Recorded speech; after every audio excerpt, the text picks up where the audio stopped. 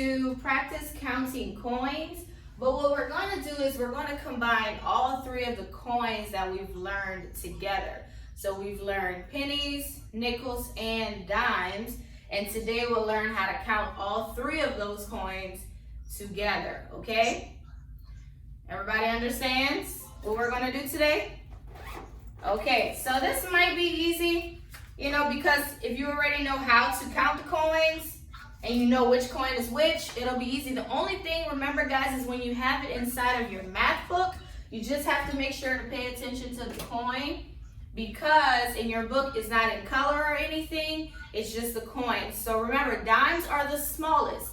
Those are the easiest to identify because they're going to be smaller than all the other coins, and usually in your book you'll have the dimes first.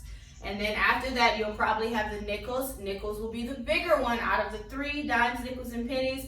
Nickels are the largest, and then pennies are brown. Remember, pennies are brown, but also he's facing the opposite way. So if they show his picture, Abraham Lincoln, on the coin, he's facing the opposite way from all the other coins. And pennies will usually be last. That's going to be the order in your book. They'll have dimes first, nickels, pennies, if they're all combined. So, and also if it's facing the back of the coin, it always tells you on the back how much money it is. So if it's a dime, it'll say 1 dime. If it's a nickel, it'll say 5 cents. Or if it's a penny, it'll say 1 cent. So just make sure when you count your coins that you take your time, you pay close attention to the coins so that you make sure you're counting them all correctly, okay? All right, so let's just kind of go over each coin. So when we talk about pennies, does anyone remember how much a penny is worth? How much? You can just say it out loud to me. 1 cent. Yes, 1 cent. So I count by ones whenever I have pennies. Next we have nickels. How much is a nickel worth? 5 cents. 5 cents. So when we have nickels, we count by fives. And then we have dimes. How much is a dime worth? 5 cents. No? 10. Yes, 10. It can't be 5. Nickels were 5. So pennies are worth 1 cent, nickels are worth 5 cents, and dimes are worth 10 cents. So when we have pennies, we count ones. Nickels, we count fives. Dimes, we count by tens. So let's go ahead and look at the coins that I have on the board. Okay? Can everyone see my coins? Yes? I'm going to put it closer. All right, so I have 4 dimes. I'm going to put a line to show you where the dimes stop. Then I have 2 nickels here. And then I have 2 pennies. So all of the 3 coins are put together so we can count it out to figure out how much money this is. Again, I have 4 dimes, 2 nickels, 2 pennies. Always start with your bigger coin, which will be the dimes. So again, we count by tens. So I'm going to count the dimes. I'll say 10, 20, 30, then 40. Now, I remember I put the line to show the difference. It changes right here because this is no longer a dime, but this is now a nickel. So now I have to switch and start counting by fives. So I did 10, 20, 30, 40. Now I have fives here. So what should I start doing? Should I start counting by fives or do I continue to count by tens? You can just tell me. Solomon, go ahead. Yes, I'm going to start counting by fives. So I stopped at 40. So what will I say here when I start counting by fives? Does anyone know? Say it again. 45. Yep, I would say 45 because now I'm counting by fives. I would say 45, another 5, I say 50. And now it switches again. So I did my 2 nickels, now I have my 2 pennies. So I stopped, and we know pennies we count by ones. So we have to start counting by ones now. So if I stopped at 50, what will I say when I come to this 1? 51. Good, 51, and then 52. How much money is this? 52 cents. 52. Who already knew that before we said it? Yeah, so you counted it out before? Good.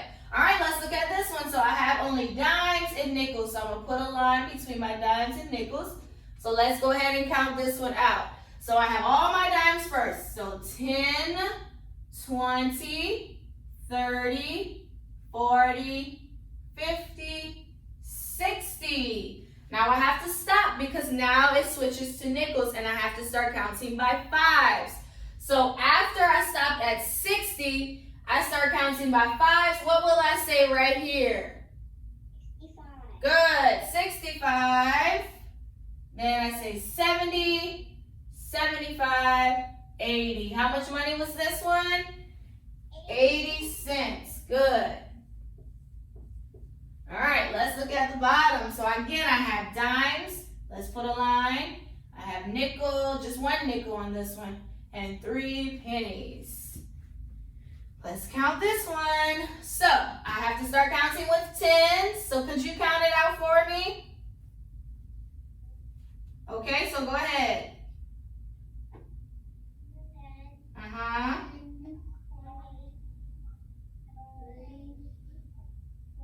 All right, let's stop there. So I have 40. Now I switch to 5. What will I say underneath the 5? 45. Good, 45. And I only have 1 5, so now I start counting by 1. So when I stopped at 45, I would say, 46. good, keep going. 47. And 48. how much money? 48 cents. Awesome, y'all are doing so well, good job. 48 cents, do you see it? So we have 3 tens, 3 fives, and a 1. So go ahead and count it. Don't say the answer. I want you to just count it first and then we'll discuss it together. So count your dimes first, then you start counting by fives with your nickels, and then you count by ones with that penny. Count and let's see which one it is because it sounds like everyone is close. So 46, 45, and 47. Okay, so 10, 20, 30. So now I start counting by fives. 35, 40, 45. Now I have that penny, 46 cents. So if you have 46, that was exactly correct. If you had like 45 or 47, you were right there. You might have just counted either something extra or something less. But good job. I'm happy that everyone was around the answer. So 46 cents. Good job. So I think this is easy for us to understand. Just remember, when it's in your book, though, it's a lot harder to read sometimes. So just make sure to take your time. When you run across your coins in your book, take your time. Make sure you know what each coin is. You could do like Miss Flugence did, where once you count how many dimes, put a line to show that it's changing. Then when you see how many nickels, put a line to show that it's changing to a new coin. That could help you in the beginning as you start to count out the coins so that you can know when to change your counting, okay? So that is our coins. All right, so one last thing we'll do for math and then we'll be finished with math. All right, so if you remember, this was way back whenever we first started our math lessons. We talked about what's called place value. I told you that all numbers have what's called a place that they are in. Whenever we have two numbers, we have two places. We have what's called the hundreds place, and we have what's called the ones place and the tens place. We'll learn hundreds today. Does everyone remember the tens and the ones place? So like I have the number 63 up here. That means I have 6 tens and 3 ones. Remember when we add 2-digit numbers, we add the back numbers first, which are our pennies, the ones. Then we add the front numbers, which are the dimes, the tens. So that's what that means, tens, ones. In your book, you'll have a third place. You'll have 3 numbers now inside of your book.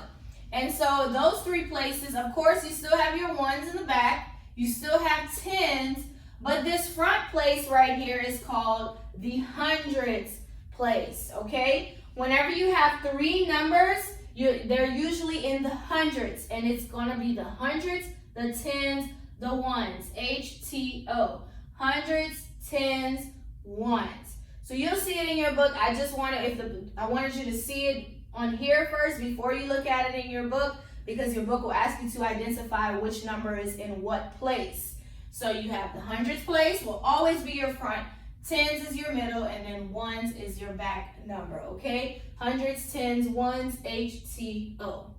All right, does everyone understand? And once you see it in your book, you'll say, oh, okay, that's what Miss Widgets was talking about. But if not, we'll talk about it again on tomorrow, identifying each place, okay? All right, is everyone good with that? Yes? Yeah? Okay.